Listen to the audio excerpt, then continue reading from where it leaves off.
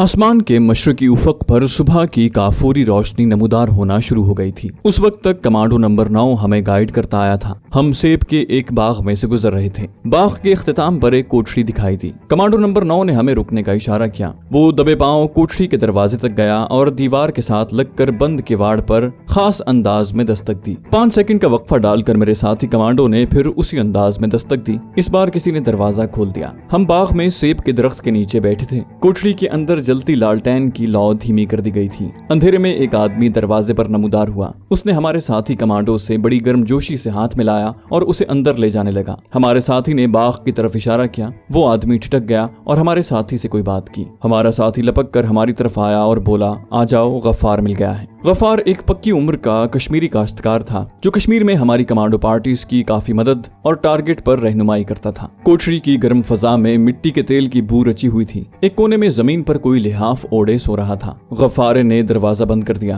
Commando number 9 और number 8 ने गफ्फारे से मेरा तारुफ करवाया और बताया कि मैंने तनहा कई मार के मारे हैं। गफ्फार ने मुझसे एक बार फिर गर्मजोशी से हाथ मिलाया और कश्मीरी जबान में कुछ कहा। मेरे कमांडो साथी ने बताया कि मैं कश्मीरी जबान नहीं समझता। गफ्फार मुस्कुराया और उसने उर्दू जबान में मेरी हुब्बुल वतनी और बहादुरी की तारीफ की। जो शख्स लिहाफ ओढ़े पड़ा था, गफ्फार ने उसके मुंह पर से लिहाफ हटाकर कहा, नाजो बेटी उठो, मेहमानों के लिए चाय बनाओ। लालटेन की बत्ती अभी तक धीमी थी मगर कोठरी में ज्यादा अंधेरा नहीं था। एक सफेद रंग की सेहतमंद चेहरे वाली कश्मीरी नौजवान लड़की को बाल समेटे लिहाफ में से निकलते देखा। उसने कश्मीरी देहाती लड़कियों की तरह का स्याह फिरन पहन रखा था। वो कोठरी का अकबी दरवाजा खोलकर दूसरी तरफ शायद बावर्ची खाने में चली गई। गफ्फार मेरे साथी कमांडोज को बताने लगा कि भारतीय फौज ने हिफाजती इंतजामात पहले से बहुत सख्त कर दिए हैं। अब हर पुल की दोनों जानिब फौज ने पिकेटें और पोस्टें कायम कर रखी हैं। ऊपर पहाड़ियों पर भी इंडियन आर्मी के बंकर्स हैं। उन्हें जरा सा भी शुबा होता है तो वो रोशनी राउंड का फायर करके मशीन गन्नों की अंधाधुंध फायरिंग शुरू कर देते हैं। इन पुलों के इर्द गिर्द बाज खुफिया जगहों पर बारूदी सुरंगें बिछा दी गई हैं जिनका हमें इल्म नहीं। अब ये कश्मीरी जांबाज गफ्फार इस मिशन में हमारा गाइड था। इतने में उसकी बेटी नाजो हमारे लिए प्यालियों में सब्ज चाय बनाकर ले आई। कमांडो नंबर 8 ने जेब से नक्शा निकाला और धीमी लालटेन की रोशनी में उसे गफ्फार को दिखाया। गफ्फार ने नक्शे को गौर से देखा और एक जगह उंगली रख कर बोला, यहाँ पूरा इंडियन ब्रिगेड पड़ा है। इस जगह से थोड़ी दूर एक टेकरी पर हेलीपैड है जहाँ 2 हेलीकॉप्टर हर वक्त तैयार रहते हैं। हम खामोशी से सब्ज चाय पीने लगे। बड़ी खालिस चाय थी और उसमें हल्की हल्की ताजा खुशबू थी। गफ्फारे की बेटी नाजो लिहाफ घुटनों तक ओढ़े चुपचाप बैठी थी।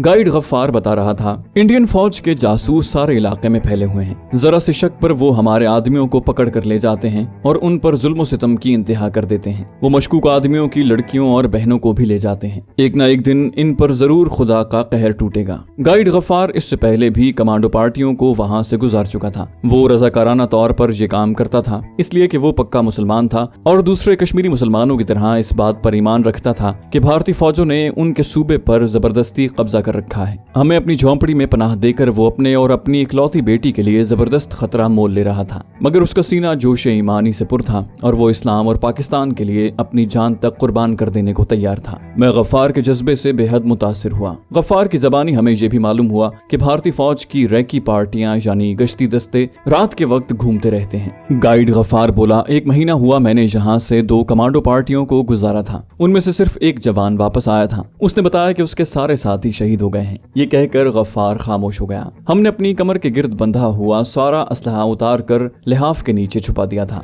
गफ्फारे की बेटी नाजो उठकर झोंपड़ी से बाहर चली गई। झोंपड़ी का दरवाजा खुला तो हमें बाहर सुबह की हल्की सी रोशनी नजर आई। गफ्फार ने हमारा सारा असलहा उठाकर बावर्ची खाने में चूल्हे के पीछे एक खुफिया तहखाने में छुपा दिया। हमने बावर्ची खाने के खुर्रे में ही बैठकर मुंह हाथ धोए, वुजू किया, नमाज पढ़कर खुदा के हुजूर अपने मिशन की कामयाबी की दुआ मांगी। नाजो ने हमारे लिए पराठे तैयार किए। हमने मक्खन के साथ पराठे खाए और चाय पी। बाहर दिन निकल आया था। हम कोठरी के अंदर ही बैठे अपने ऑपरेशन की तफसीलात तय कर रहे थे। गाइड गफ्फार थोड़ी देर के लिए बाहर गया तो कमांडो नंबर 9 ने कहा, ऑपरेशन इतना आसान नहीं है। हमें मरना तो है ही लेकिन पुल को जरूर उड़ाना होगा। कमांडो नंबर 8 बोला, इससे पहले मुझे रैकी पर जाना होगा ताकि पता चल सके कि इंडियन फौज की पोजीशन क्या है। तुम लोग इस झोंपड़ी में ही रहोगे। कमांडो नंबर 9 ने नंबर 8 की इस तजवीज पर कोई एतराज न किया। झोंपड़ी का दरवाजा खुला और गाइड गफ्फार अंदर दाखिल हुआ। कोठरी में अभी तक धीमी बत्ती वाली लालटेन जल रही थी। उसके चेहरे पर तशवीश के आसार थे। आते ही कहा, 2 डोगरा सिपाही इधर आ रहे हैं। मैंने उन्हें नीचे नाला पार करते देखा है। उनका रुख इस कोठरी की तरफ ही है। हम एकदम होशियार हो गए।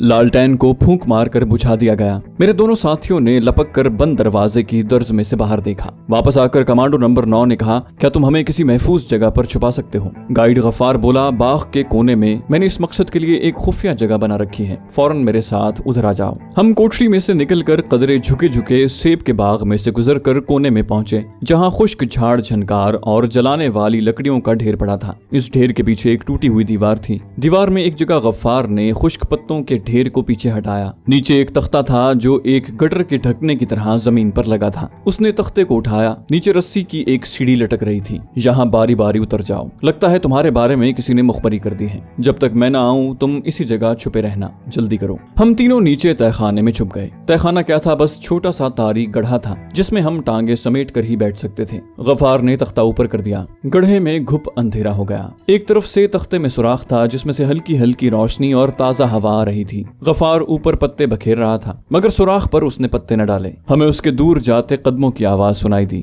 हम अंधेरे गड्ढे में दम साधे बैठे थे। अंधेरे में हमें एक दूसरे की आंखें ही चमकती नजर आई थी। बाहर बाग में बिल्कुल खामोशी थी। कभी कभार परिंदे के बोलने की आवाज आ जाती। हम सरगोशियों में बातें करने लगे। कमांडो नंबर 9 ने इस खदशे का इजहार किया कि हो सकता है ये मुखबरी इस हिंदू CID वाले ने की हो जो जम्मू में मेरे पीछे लगा था। इस बात का इम्कान हो सकता था। हमारे कान फौजी बूटों की आवाज पर लगे थे, मगर अभी तक इस किस्म की कोई आवाज सुनाई न दी थी। गफ्फारे की कोठरी हमसे ज्यादा दूर नहीं थी। गड्ढे में गर्मी की वजह से हमें पसीना आने लगा। यूं बैठे बैठे 10 मिनट गुजर गए। बाहर भैंस के दौड़ने और गफ्फारे की बेटी नाजो की आवाज सुनाई दी। शायद वो कश्मीरी जबान में भैंस को रुकने के लिए कह रही थी। उसके बाद फिर सन्नाटा छा गया। आधे घंटे बाद हमें ऊपर जमीन पर किसी के कदमों की चाप अपनी तरफ आती सुनाई दी। हम चौकस हो गए। कमांडो नंबर 9 ने अपना चाकू कुर्ते के अंदर से निकालकर हाथ में पकड़ लिया। ऊपर से कोई पत्ते हटा रहा था। फिर किसी ने लकड़ी का ढक्कन उठा दिया। गड्ढे में रोशनी और ताजा हवा के साथ ही गफ्फार की आवाज आई, सब ठीक है, इधर कोई इंडियन फौजी नहीं आया, बाहर निकल आओ। मैंने खुदा का शुक्र अदा किया। इस मेन होल में उकड़ू बैठे बैठे एक बार तो वाकई नानी याद आ गई थी। गड्ढे से निकलकर हम दरख्तों के नीचे से होते हुए वापस कोठरी में आ गए। गफ्फारे की बेटी नाजो कोठरी के बराबर छोटे से आंगन में भैंस के आगे चारा डाल रही थी। वो हमारी तरफ देखकर मुस्कुरा दी। दोपहर को गफ्फार ने हमें पालक और चावल खिलाए। शाम तक हमने आराम किया। गफ्फार चला गया था। कमांडर नंबर 9 रैकी की स्कीम तैयार करता रहा। रात हो गई थी।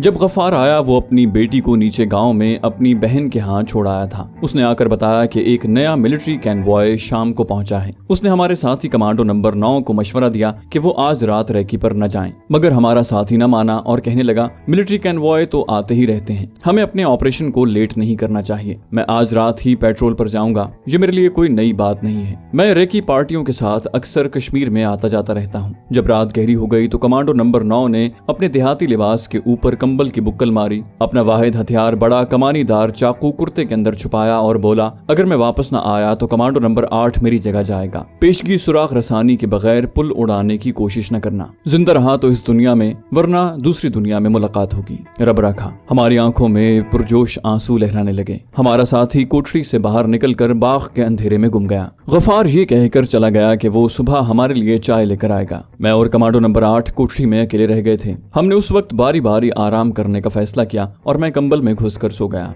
2 घंटे बाद मेरे साथी ने मुझे जगा दिया। अब वो सो गया और मैं कोठरी के दरवाजे के बाहर छुपकर पहरा देने लगा। उस वक्त रात के 2:30 बज रहे थे। खुनकी काफी बढ़ गई थी। कश्मीर के नीले आसमान पर सितारे चमक रहे थे। दूर पुल वाले पहाड़ के नशेब में गहरा अंधेरा छाया था। सिर्फ चोटी पर कहीं कहीं मध्यम से बल्ब जल रहे थे। सेब के दरख्त अंधेरे में तारीक लिबादे ओढ़े चुपचाप खड़े थे। मेरे पास भी सिर्फ एक ही चाकू था। अचानक पहाड़ की तरफ से एक रोशनी राउंड का फायर हुआ और वादी का एक हिस्सा रोशन हो गया। रोशनी राउंड के फायर होते ही मशीन गन की तड़ातड़ सुनाई दी। मेरे दिल की धड़कन तेज हो गई, कहीं हमारा साथी शहीद न हो गया हो। ये ख्याल मेरे दिल में बार बार आने लगा। रोशनी राउंड आहिस्ता आहिस्ता नीचे आते आते बुझ गया। पहाड़ी नशेब एक बार फिर तारीकी में डूब गया। हैवी मशीन गन की फायरिंग की आवाज भी रुक गई। मेरा साथी कमांडो नंबर 8 भी कोठरी से बाहर निकल आया। ये मशीन गन की फायरिंग थी। दुश्मन ने कहीं नंबर 9 को लोकेट न कर लिया हो। मैंने आहिस्ता से कहा, खुदा उसकी हिफाजत करे। हम दोनों चौकस होकर वहीं अंधेरे में बैठ गए और सेब के बाग में उस रास्ते को देखने लगे जो नीचे वादी की तरफ जाता था। उसी तरह 1 घंटा गुजर गया। हमारे साथी को अब तक वापस आ जाना चाहिए था, लेकिन उसका हजूला अंधेरे में कोठरी की तरफ बढ़ता नजर नहीं आ रहा था। पौ फटने लगी थी। आसमान पर सुबह का नूर फैल गया था।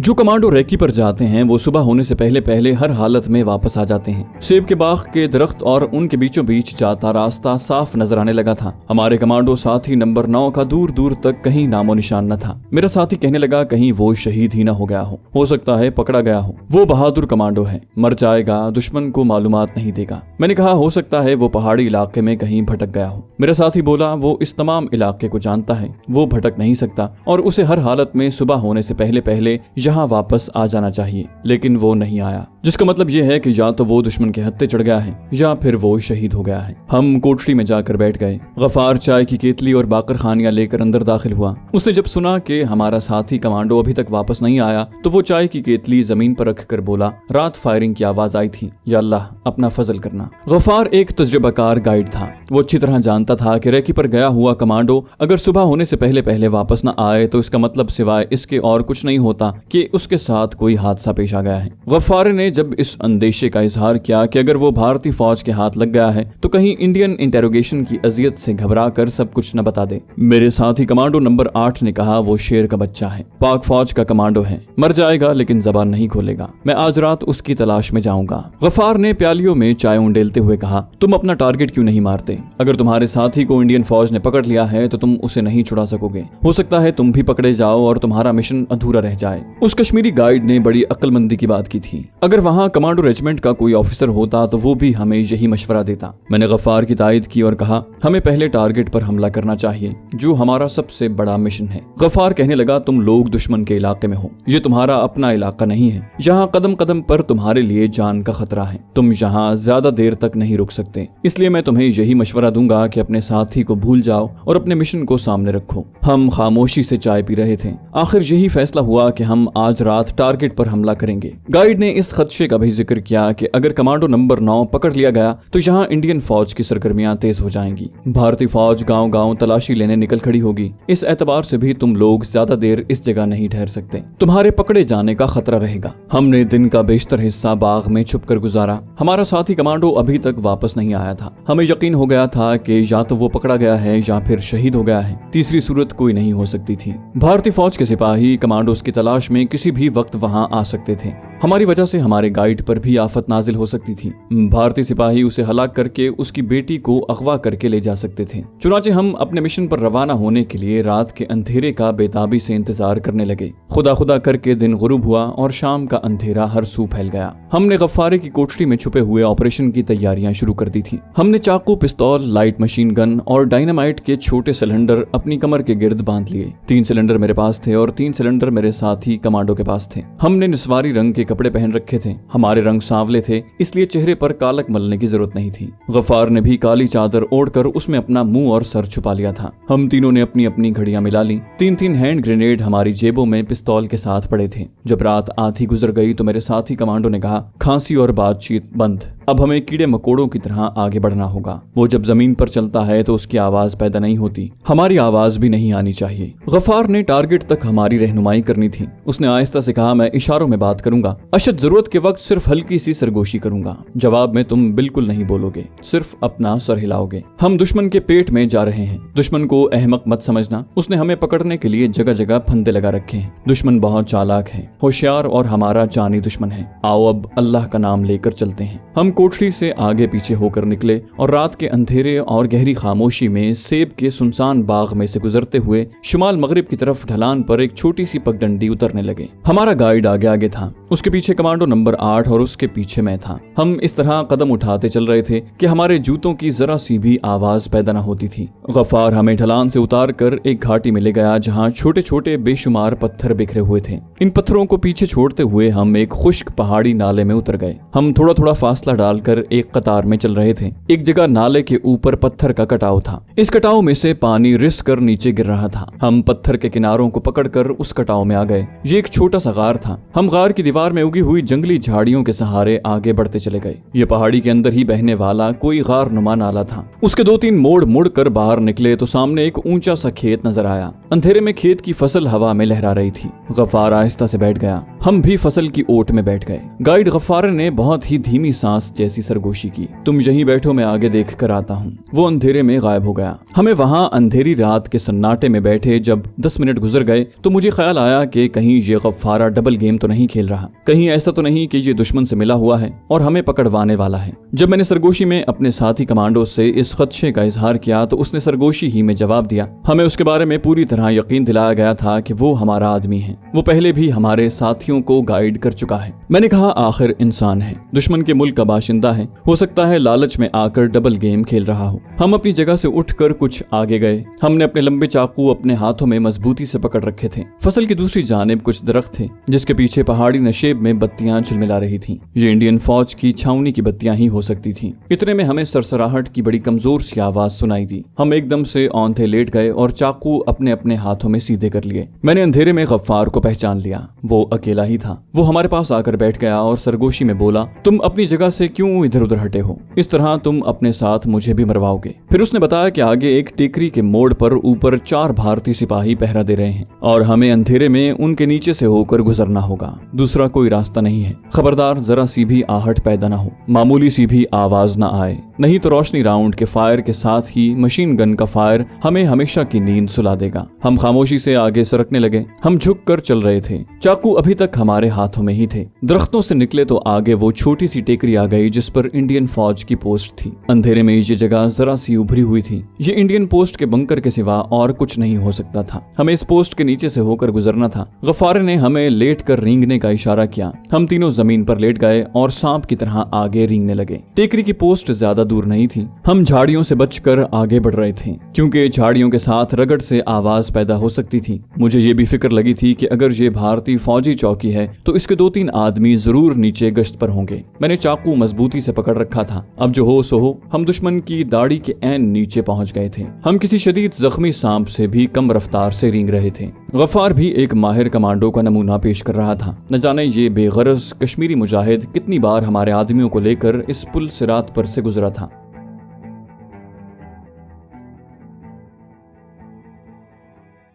तो दोस्तों, ये थी हमारी आज की एपिसोड। उम्मीद करते हैं आपको हमारी कहानी पसंद आई होगी। जाने से पहले इस वीडियो को लाइक कीजिए और शेयर करना मत भूलिए। कमेंट करके हमें बताइए कि आपको हमारी वीडियो कैसी लगी। और अगर अभी तक आपने इस चैनल को सब्सक्राइब नहीं किया तो इसे सब्सक्राइब कीजिए और बेल आइकन दबाकर ऑल नोटिफिकेशंस ऑन कर लीजिए।